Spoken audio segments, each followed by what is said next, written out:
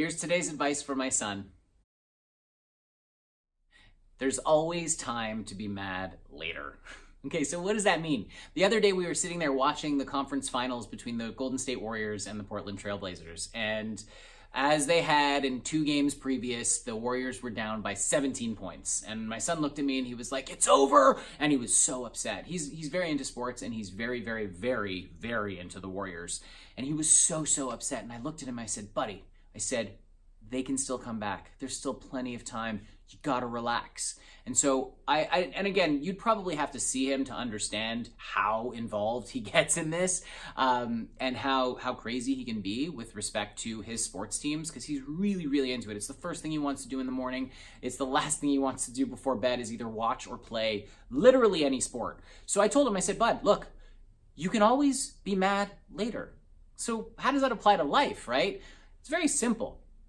In the moment when things happen to us, we tend to have a tendency to kind of just react and just go nuts in the moment, because whatever's happening, we're just not at peace with it and we're just going crazy without realizing that with just a little bit of time, if you just kind of allow it to breathe, well, A, you may not ever need to be mad about it in the first place, but B, look, there's nothing wrong with waiting, because you can always be mad later. But in that moment, why let the event that's coming into your life rob you of that minute of happiness?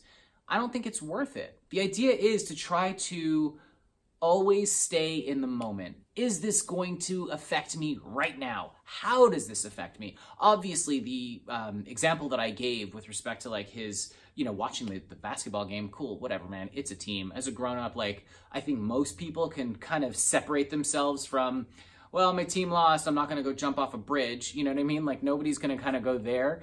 But I'm talking more about the things in life where you didn't get the job that you wanted, or you got rejected by the girl that you were looking to go ask out, or you didn't make the team that you were trying to get on.